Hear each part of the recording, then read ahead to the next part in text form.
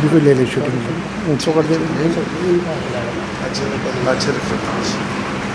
Hello hello. आज इस हफ्तावारी programme में हमारे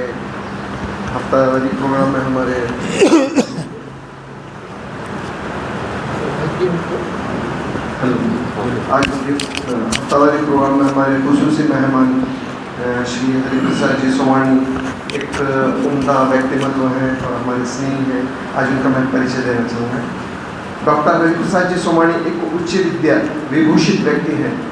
उन्होंने bachelor of pharmacy Shivaji university, master of pharmacy Mysore university, PhD Punjab university, DBM Bombay university, DMM Bombay university, doctor of naturopathy Nanded, MD alternative medicine Punjab, follow of academy of general education Manipal university, और हाल ही में उम्र के 32 साल में हैं आपने यशवंतराव चौहान ओपन यूनिवर्सिटी महाराष्ट्र से YCMU BA in value of spiritual education, BA in V&C degree destination में पास की है। शिक्षा पूर्ण करने के पश्चात हरिप्रसाद जी ने मुंबई के जॉनसन एंड जॉनसन इस अमेरिकन कंपनी में 3 साल तक मेडिसिन बनाने का काम किया।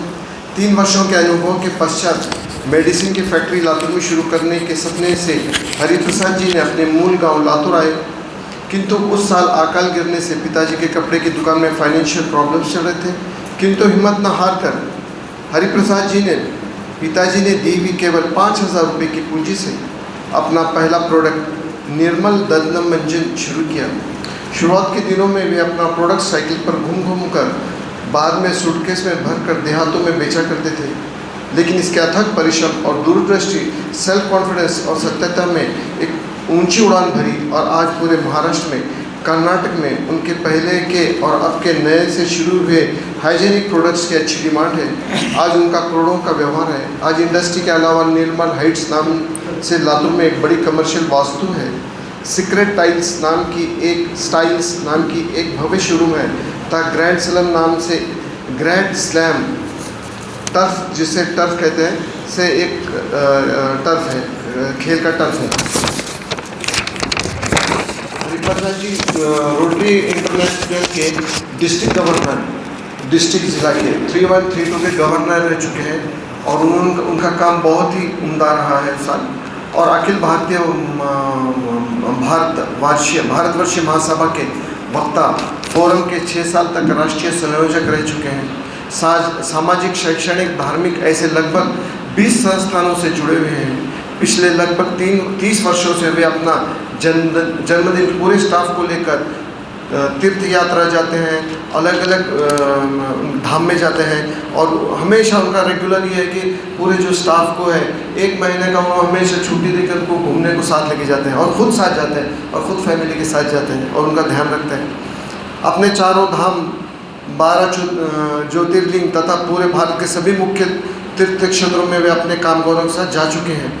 हरिप्रसाद जी ने किताब लिखी विज्ञान, बहुत अच्छी किताब है, लिखी है, जिसे दिल्ली के बहुत बड़े पब्लिशिंग हाउस प्रभात पब्लिकेशन ने प्रकाशित किया है। आज पूरे भारत में ही नहीं बल्कि Amazon, Flipkart, Snapdeal, books wagon, Urdu बाज़ार जैसी लगभग 10 ऑनलाइन सेल्स एजेंसियों के माध्यम से पूरे विश्व में उपलब्ध है। आज तक हरिप्रसाद जी को जिला, राज्य तथा राष्ट्रीय स्तर पर कई पुरस्कार मिल चुके हैं। मैं उनके एक बार घर पे गया था तो उनका रैक में इतने पुरस्कार हैं कि उनको रखने की जगह ही नहीं है। मेरे ख्याल से 500 तो पुरस्कार हैं उनके पास तकरीबन, अभी तक मैं देखा। तो आज तक राष्ट्र जिसमें विशेषकर महाराष्ट्र शासन का बेस्ट इंडस्ट्री अवार्ड गोवा के भूतपूर्व मुख्यमंत्री श्री दिगंबर जी कामत के हाथों pride of India Bhaskar award, Mahesh professional forum Pune द्वारा महाराष्ट्र स्तर का महेश गौरव पुरस्कार तथा माहेश्वरी भूषण आदि पुरस्कार हैं। और उसके अलावा भी आपका जो रोटरी में या दूसरे संस्थानों में योगदान है, तो एक बताता हूँ छोटा सा काम उनका, कि यहाँ पे गवर्नमेंट हॉस्पिटल है, तो वहाँ पे क्या करते हैं, जो पेशेंट दूसरे गांव से आते हैं, गरीब होते हैं, और उनके साथ उनको तो खाना मिलता है, जो पेशेंट है उनके साथ वालों को अटेंडेंस को खाना नहीं मिलता।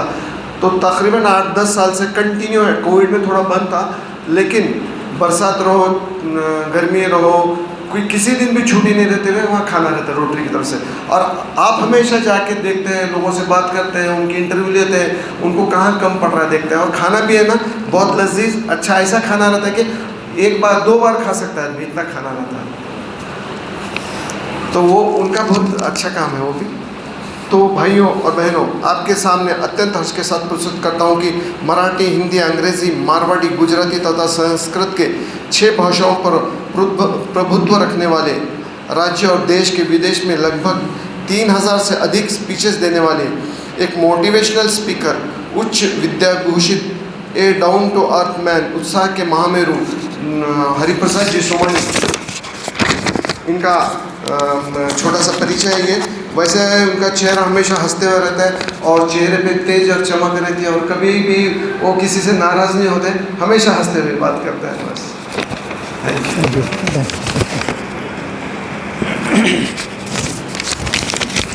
नहीं, मैं खड़े रह के बोलूँगा। अच्छा ठीक है।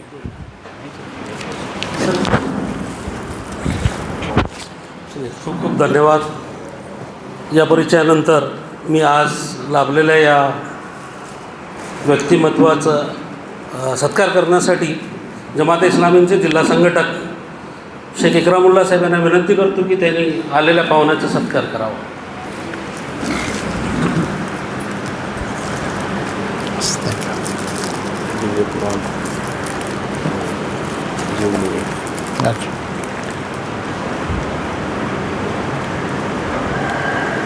Thank you thank you. या छोटेखानी सत्कार समारंभानंतर मी देशातील सध्याची परिस्थिती आणि आपली जबाबदारी या विषयावर बोलण्यासाठी आजच्या प्रमुख पाहुण्यांना विनंती करतो की त्यांनी यावं आणि मार्गदर्शन करावं।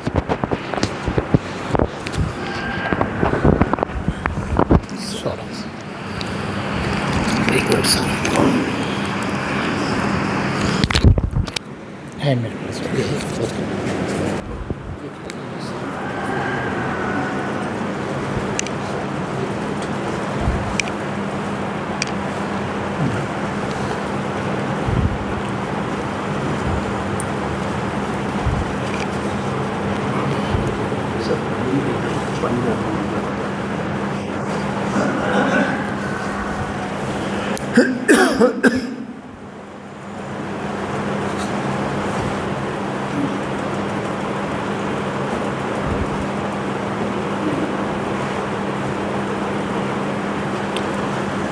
जमाते इस्लामी, आवाज़ आ रहा है? जमाते इस्लामी हिंद, इस संस्था ने मुझे यहाँ बुलाया है। मैं सबसे पहले शुक्रगुज़ार हूँ मेरे दोस्त ज़की खान कायम खानी का, जिन्होंने इतना डिटेल परिचय मेरा दिया। परिचय क्या रहता है, मेरा फॉर्मेट रहता है, वो दे देता हूँ, उसमें से शॉर्ट किया जाता है, लेकिन अभी प्रेम इतना है कि वो पूरा डिटेल उन्होंने पढ़ के निकाला। इस प्रकार मैं धन्यवाद देता हूँ, जिसकी वजह से आज मैं हूँ अपने भारत के लातूर के भूषण रहमान भाई सैयद, जिनको राष्ट्रपति के हाथों से पुरस्कार मिल चुका है, वो पुलिस डिपार्टमेंट में थे तब, जिनकी वजह से मैं आज यहाँ पर हूँ। और भाई साहब ने मेरे को विषय दिया है, लेकिन मैंने रहमान साहब को पहले ही बताया था, मैं उस विषय पर नहीं बोलूँगा, क्योंकि जहाँ पर पॉलिटिकल टच होता है उस विषय को मैं छूँगा नहीं। मैं आज का मेरा जो विषय लेके आया हूँ, ये है इंसान की खिदमत ही खुदा की इबादत, मानव सेवा ही ईश्वर सेवा, ये विषय लेकर आया हूँ मैं। और मेरा काम, मेरे भाई साहब क्या नाम है आपका? असद पठान साहब ने इतना अच्छा बोला है, इतने यंग एज के अंदर इतना डीप नॉलेज रखने वाला आदमी तो मैं पहली बार देख रहा हूँ। बहुत बहुत शुक्रिया। और मेरा काम उन्होंने आसान कर दिया। मैं जो बोलना चाहता था लगभग आधा उन्होंने बोल दिया पूरा, और शायद मेरा रिपीटेशन होगा उसके अंदर। एक बात तो निश्चित है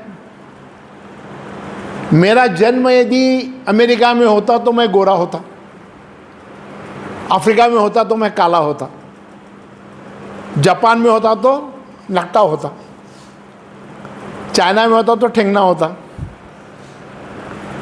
दक्षिण भारत में होता तो काला होता। मेरा जन्म यदि किसी इंदिरा गांधी के घर में यदि होता तो मैं आज देश का नेता होता, ऑटोमेटिकली, जन्म से ही, क्योंकि उनके घर में मैंने जन्म लिया।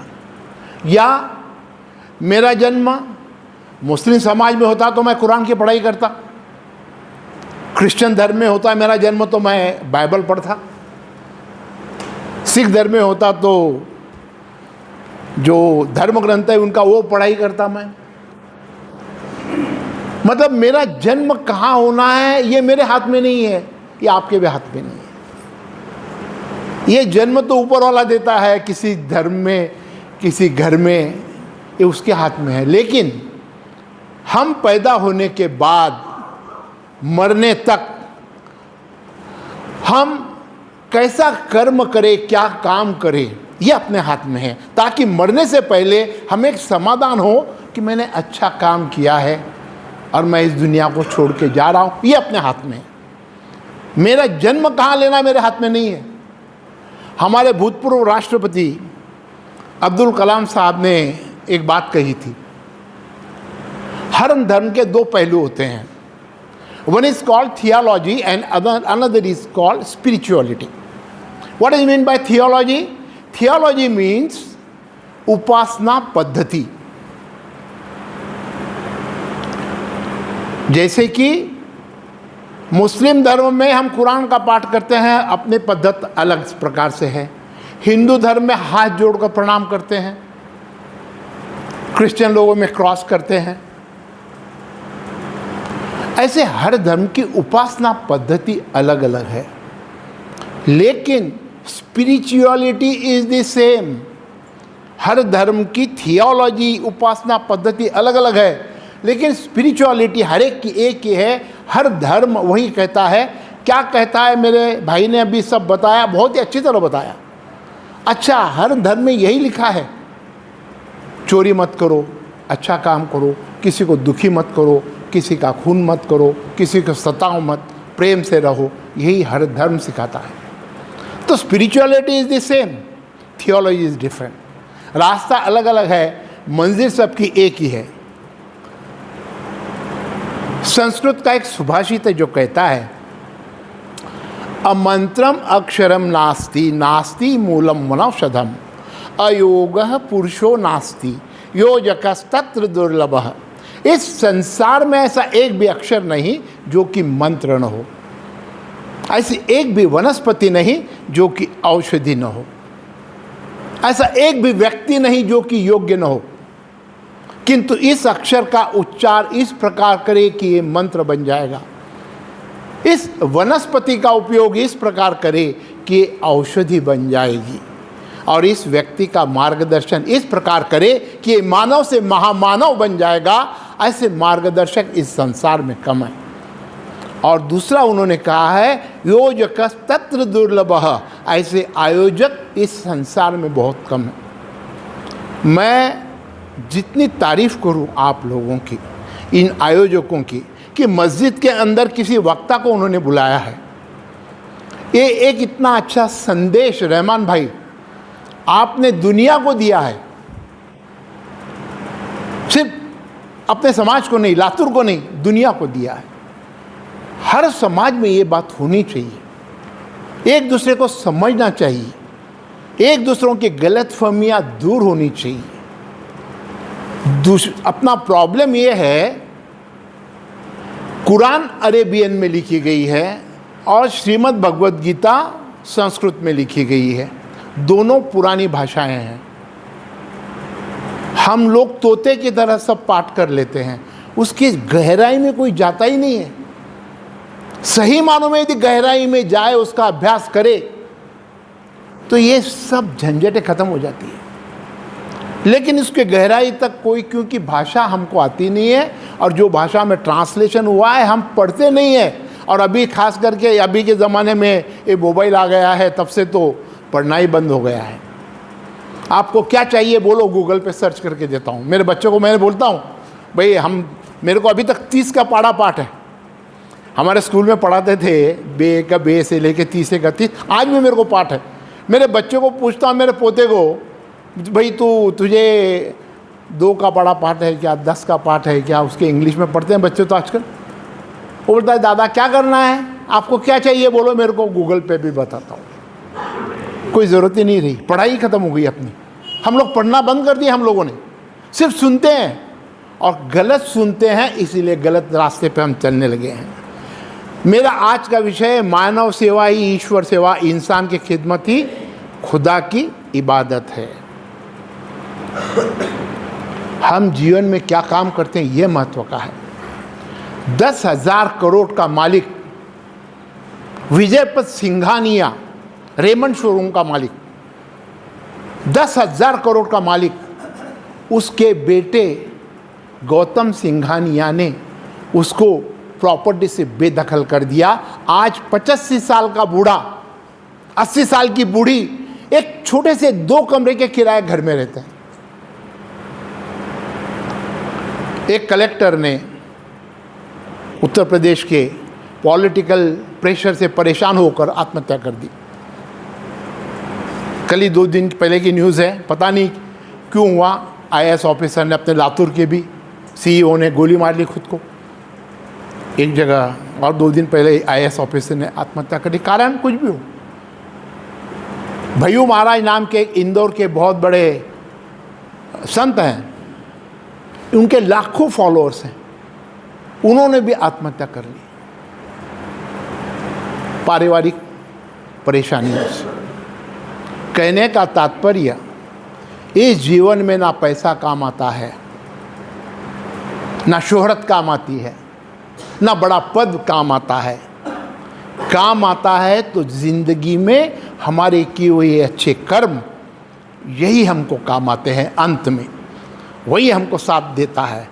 इसीलिए संस्कृत में एक सुभाषित है जो कहता है, धनादि भूमो पशावष्ट गोष्ठी भार्या गृह द्वारे जन श्मशानी देहश्चित्तायाम परलोक मार्गे कर्मानुगो गच्छति जीव एक।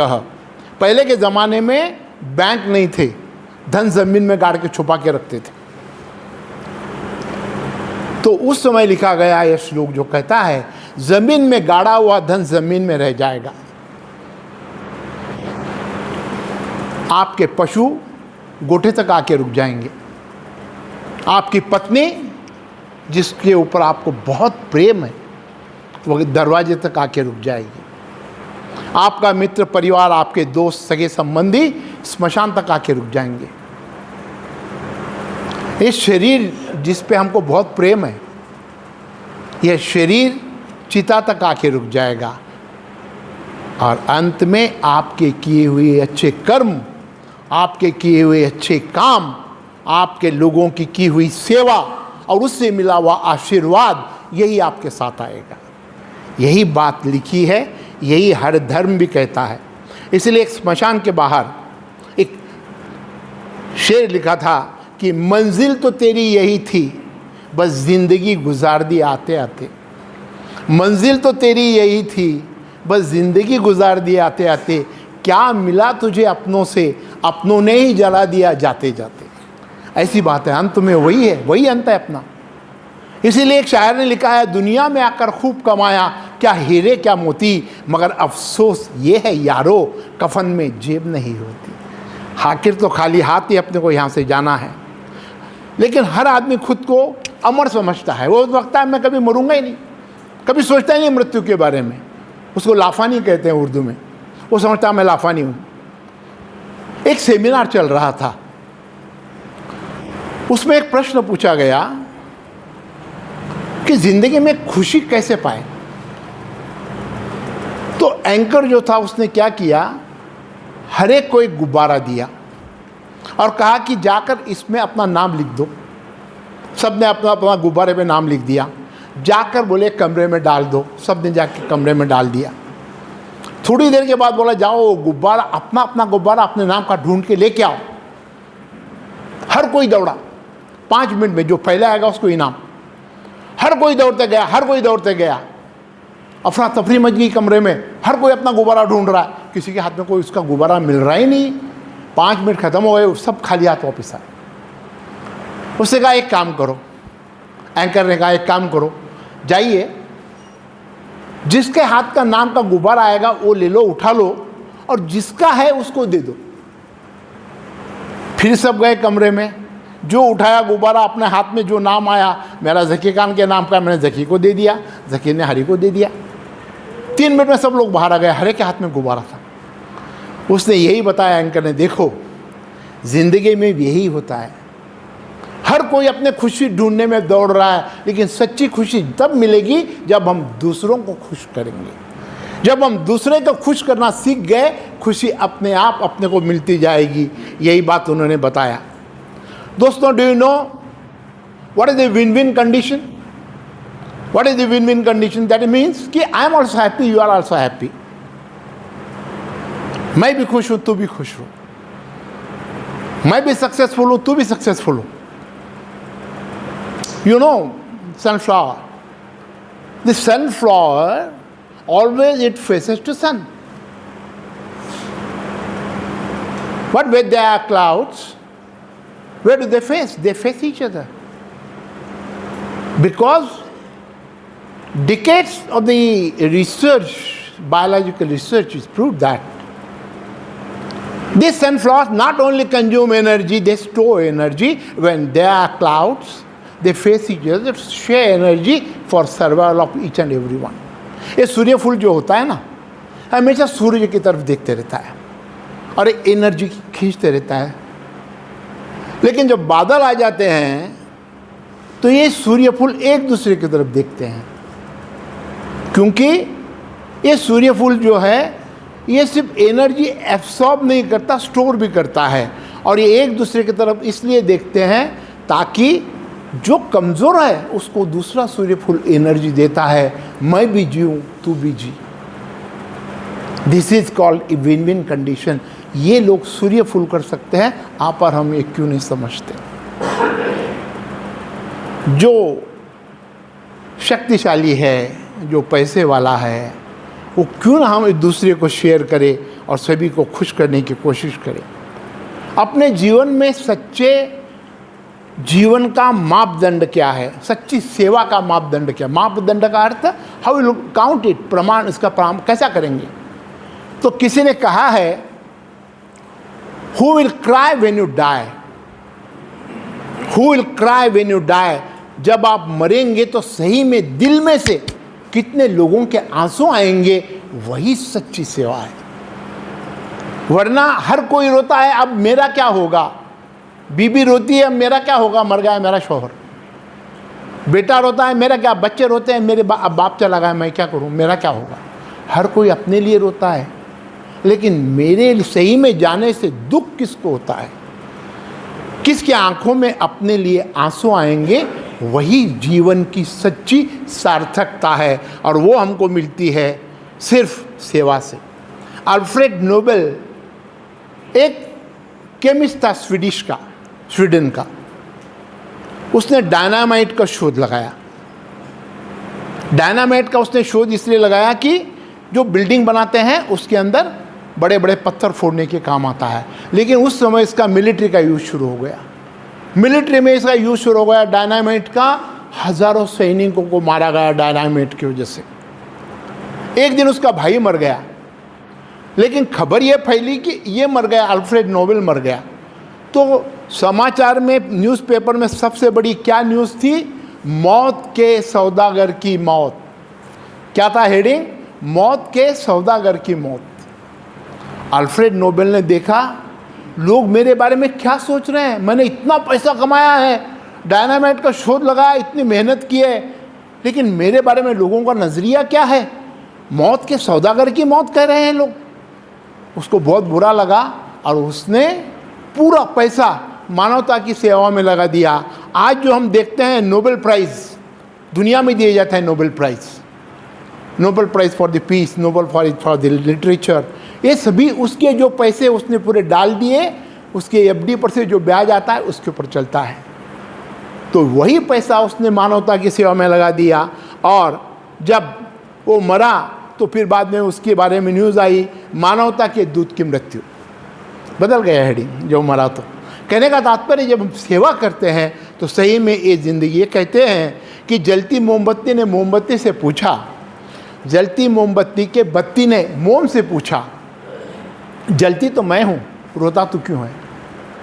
जलती मोमबत्ती के बत्ती ने मोम से पूछा, जलती तो मैं हूँ, रोता तू क्यों है। तो पिघलते हुए मोम ने कहा, जिसे दिल में बसा रखा है, जो वो बिछड़ता है तो आंसू अपने आप ही आ जाते हैं। यही बात हमारे समाज में भी है। हमारे समाज में इतने हमारे जितने भाग्यशाली लोग नहीं हैं शायद। क्यों ना हम उनकी मदद करें, क्यों ना हम उनकी सेवा करें। इसलिए कहते हैं कि मोमबत्ती भी पिघलती है और आइस कैंडी भी पिघलती है, लेकिन आइस कैंडी पिघल कर अंत में खत्म हो जाती है, और मोमबत्ती जो है पिघल कर पूरा अंधियारा दूर करके खत्म होती है। हमको जीवन में जीना है तो मोमबत्ती बनकर जीना है। आप जिंदगी में योगी बने या न बने, उपयोगी ज़रूर बनना, ये संदेश हमको मोमबत्ती देती है। बुद्धिस्ट धर्मगुरु दलाई लामा को एक बार एक ने पूछा, इस जिंदगी में, इस जीवन में सबसे बड़ा धर्म कौन सा है। उन्होंने बहुत अच्छी बात कही। उन्होंने कहा,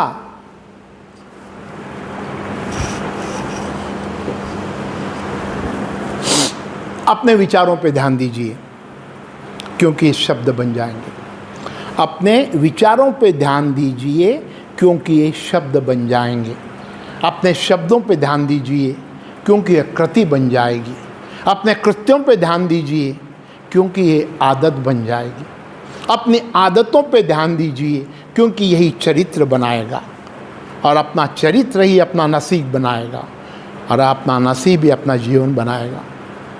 इस जीवन में सबसे बड़ा धर्म कोई है तो मानव धर्म है, और मानव सेवा ही ईश्वर सेवा है।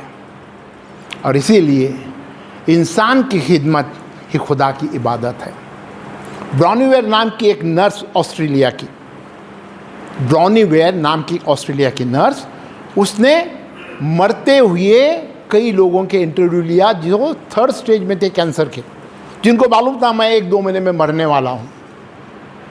उनके इंटरव्यू लिए, जिसके अंदर बड़े बड़े doctors, engineer, chartered accountants, architects थे, और कारपेंटर्स भी थे, वर्कर्स भी थे, सभी लोग, हर तबके के समाज के। उसने इंटरव्यूज़ लेकर सबको कॉमन प्रश्न पूछे, उसमें से 5 सवाल उसने निकाले, और उसने जो इंटरव्यू लिया उसने लिखा है कि मरता हुआ आदमी कभी झूठ नहीं बोलता, मरता हुआ आदमी हमेशा सच बोलता है। और उसने एक किताब लिखी जिसका नाम लिखा था 5 रिग्रेट्स ऑफ द डाइंग। मरते हुए आदमी के 5 पश्चाताप। मरता हुआ आदमी कॉमन निकाले उसने, 5 किस बात का आपको तक पश्चाताप है जीवन में कि मैंने ये काम नहीं किया, किस बात का पश्चाताप है। तो हर एक ने जवाब दिया, उस पर से कॉमन उसने निकाले, और 5 रिग्रेट्स ऑफ द डाइंग, 5 मरते हुए व्यक्तियों के पश्चाताप उसमें लिखा। उसमें सबसे बड़ा पश्चाताप था, why I work like a donkey in my life. मेरे जीवन में मैं गधे की तरह काम क्यों करता रहा, मैंने इस समाज का क्यों नहीं सोचा, मेरे फैमिली का क्यों नहीं सोचा। सबसे बड़ा रिग्रेट यही था। दूसरा रिग्रेट था कि मैंने मेरे दिल के जैसा कुछ भी नहीं किया, लोग क्या कहेंगे सोच सोच के अपने दिल का काम किया ही नहीं। क्या कहें, सबसे बड़ा रोग, क्या कहेंगे लोग, क्या कहेंगे लोग समझ के मेरे दिल का कुछ किया ही नहीं। तो कहने का तात्पर्य यही है कि मरता हुआ आदमी जो कॉमन रिग्रेट्स उन्होंने लिखा है कि मैंने अपने परिवार के लिए, मैंने इस समाज के लिए कुछ काम क्यों नहीं किया। दोस्तों, सोने की अंगूठी में जब हीरा जड़ दिया जाता है तो ये अंगूठी हीरे की बन जाती है। कोई इसको सोने की अंगूठी नहीं कहता, हीरे की अंगूठी कहता है। क्यों? कि हीरे की कीमत ज़्यादा है। उसी प्रकार अपना शरीर सोना है, और हमारे कर्म, हमने जो अच्छे काम किए हैं, ये हीरा है। और सही में अपने जीवन को हीरे की अंगूठी बनाना है, हमारे कर्म अच्छे होने चाहिए। लेकिन आज की युवा पीढ़ी इस तरफ देखती नहीं है। आज की युवा पीढ़ी, आज का यंग जनरेशन भाग रहा है, भाग रहा है, भाग रहा है। काय के लिए? करियर बनाने के लिए। मैं करियर बनाना चाहता हूँ। करियर यानी क्या? अल्टीमेटली पैसा कमाना है आपको। करियर क्या बनाना है? पैसे के पीछे दौड़ रहे हैं, दौड़ रहे हैं। उनको फैमिली नहीं चाहिए, उनको शादी करने की ज़रूरत नहीं है, लिव इन रिलेशनशिप है। मेरा अमेरिका का दोस्त का एक लड़का आया था, 35 ईयर्स ओल्ड। मैंने उसको एक बार पूछा, अरे बेटे शादी कब कर रहा है? अरे अंकल क्या ऑर्थोडॉक्स है आप, शादी की क्या ज़रूरत है, लिव इन रिलेशनशिप है। अरे भाई ठीक है, लेकिन ऐसा नहीं है, समाज चलने के लिए वो भी तो ज़रूरी है। भले ही नियम कुछ भी हो, रास्ते कुछ भी हो, बच्चे भी नहीं चाहिए, क्योंकि वो रुकावट है मेरे प्रगति के अंदर। ये समझ हो गई लोगों की। इसलिए एक शायर ने बहुत अच्छा लिखा है। इस शायरी के बाद शायद मैं अपने शब्दों को विराम दूंगा थोड़ी देर में। एक शायर ने बहुत अच्छा लिखा है, एक एक शब्द महत्व का ज़रूर सुनना ध्यान देकर। शायर लिखता है, मैंने हर रोज़ ज़माने को बदलते देखा है, मैंने हर रोज़ ज़माने को बदलते देखा है, उम्र के साथ ज़िंदगी को ढंग बदलते देखा है। वो चलते थे तो शेर के चलने का होता था गुमान, उनको भी पाँव उठाने के लिए सहारे को तरसते देखा है। जिनकी नज़रों की चमक देख सहम जाते थे लोग, उनकी नज़रों को भी बरसात की तरह रोते देखा है। जिनके आवाज़ से कभी बिजली कड़कने का होता था गुमान, उनके होंठों पर भी जबरन चुप्पी का ताला लगा देखा है। जिनके हाथों के जरा से इशारे से टूट जाते थे पत्थर, उन्हीं के हाथों को पत्ते की तरह थर थर कांपते देखा है। ये जवानी, ये ताकत, ये दौलत, ये शोहरत सब खुदा की इनायत है। इनके रहते हुए भी इंसान को बेजान हुआ देखा है। अपने आज पर इतना ना इतराना मेरे युवा दोस्तों, अपने आज पर इतना ना इतराना मेरे युवा दोस्तों, वक्त की धारा में अच्छे अच्छों को बर्बाद हुआ देखा है। हो सके तो किसी के काम आओ, हो सके तो किसी को खुश करो। जिंदगी में गम देकर आखिर खुद को रोते तो हजारों को देखा है। ये जिंदगी है। आज की जवानी में सिर्फ खो मत। इसमें ये हम कर्म जब करने जाते हैं तो इसमें स्पीड ब्रेकर्स आते हैं, रुकावटें आती हैं। अच्छे काम करने जाओ, रुकावटें आती हैं। इसमें कई रुकावटें हैं, इसमें 2-3 रुकावटें आपको बताऊंगा। एक बार एक पंडित पढ़ाई करके काशी से आया, बहुत वेदों का अध्ययन किया, शादी हुई। पत्नी ने उसको पूछा, आपकी पढ़ाई पूरी हो गई? बोले हाँ। बोले आप मुझे बताओ पाप का बाप कौन है? पाप का बाप कौन है? बोले पाप का बाप कौन है तो कभी बताया नहीं किसी ने मुझे। जाओ, आपकी पढ़ाई पूरी नहीं हुई, गुरुजी के पास जाओ। फिर गया काशी, गुरुजी को पूछा, गुरुजी पाप का बाप कौन है? गुरुजी मुस्कुराए, बोले एक काम कर, गांव के बाहर है ना, वहाँ एक गणिका है, उसके पास जा। गणिका का मतलब वेश्या। बोले गुरुजी कहाँ भेज रहे हैं मुझे? जा, बोले बताएगी तुझे। गया गुरुजी, वहाँ गुरुजी ने भेजा था। जाके दरवाज़ा खटखटाया, गणिका ने दरवाज़ा खोला। स्वामी जी आप इतने बड़े संत मेरे घर में आए हैं, आइए आइए। अंदर लिया, उसके पैर धोए, उसका सत्कार किया। बोले बोलो क्या बात है, मैं क्या सेवा करूं? उसने कहा पाप का बाप कौन है मुझे बताइए, मेरे गुरुजी ने आपको भेजा है। बोले एक मानती हूँ, लेकिन एक शर्त है मेरी। बोले क्या है? उसने 1000 अशर्फियों से भरी थैली लाकर सामने रख दी। बोले ये आपको लेना पड़ेगा।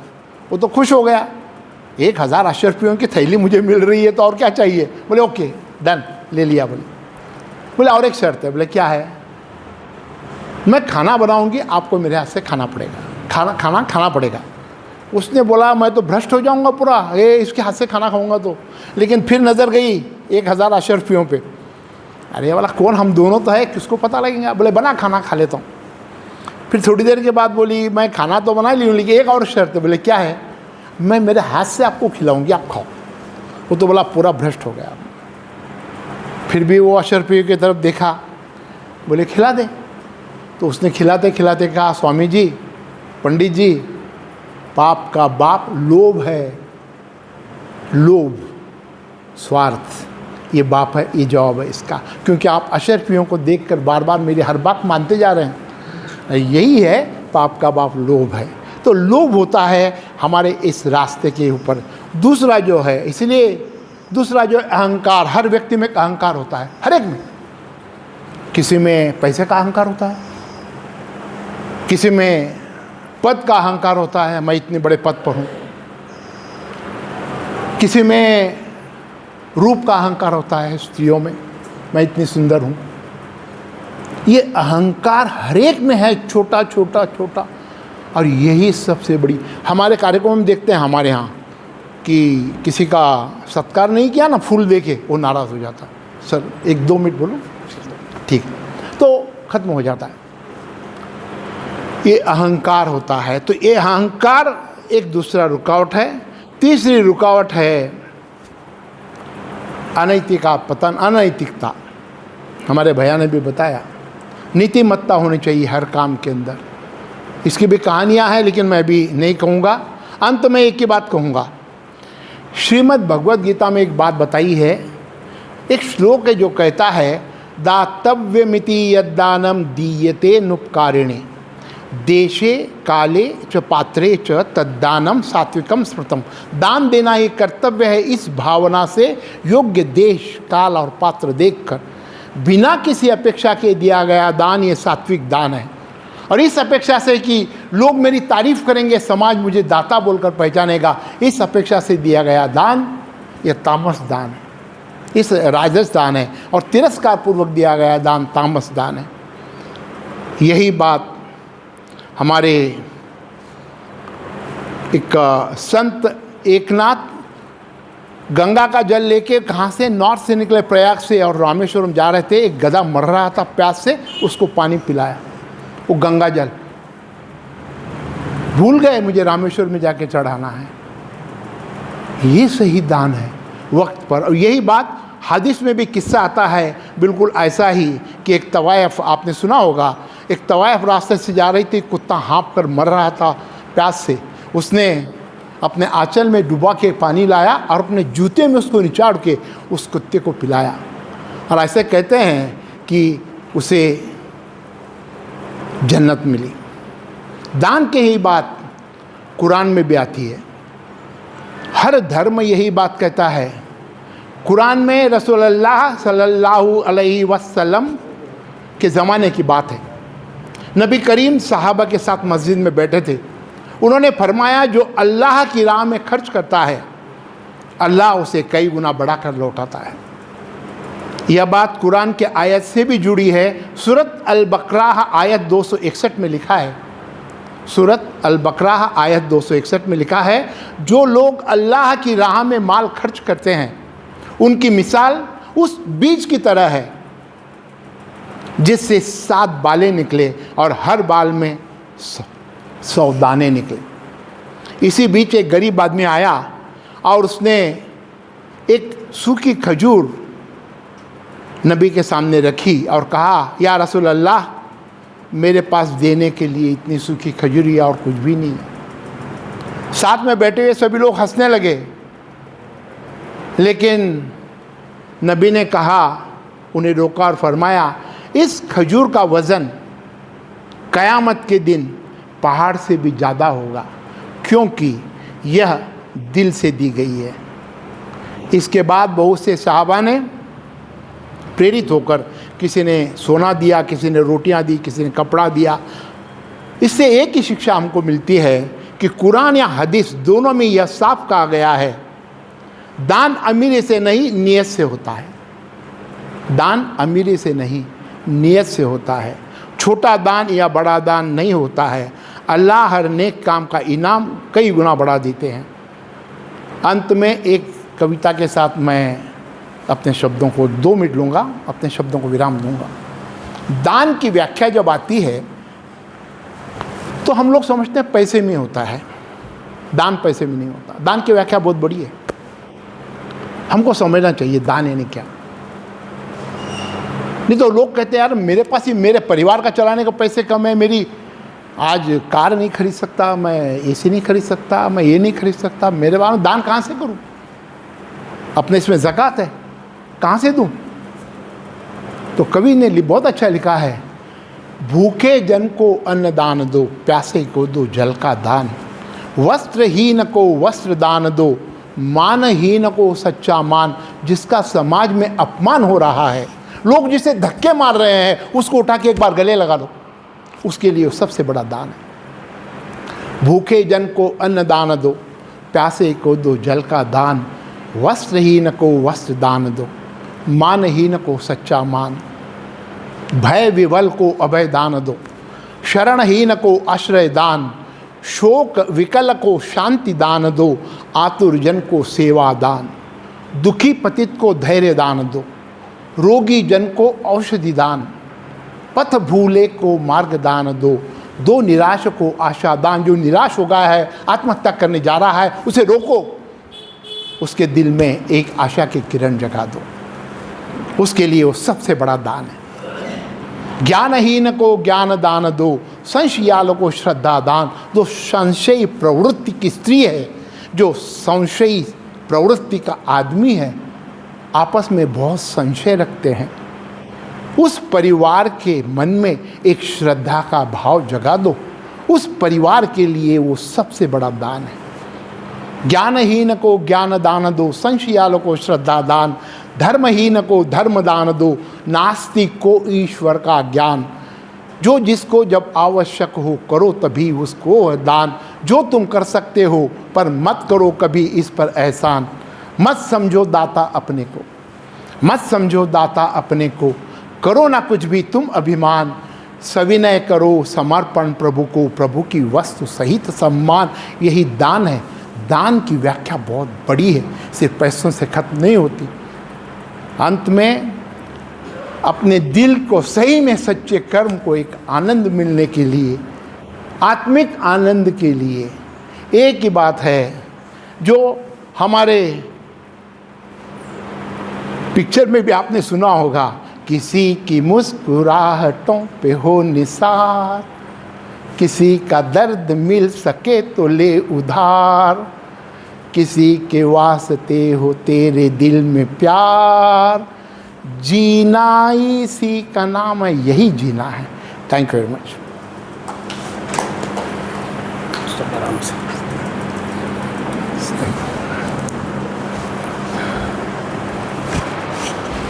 काट ले मारो।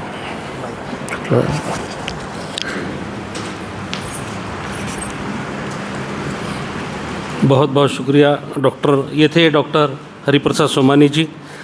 अब इसके बाद Rifah chamber of commerce chapter Maharashtra के state president doctor Aslam Malik साहब भी आज हमारे साथ मौजूद हैं। मैं उनसे दरख्वास्त करता हूं कि वो आए और अपनी बात रखें। डॉक्टर असलम मलिक साहब।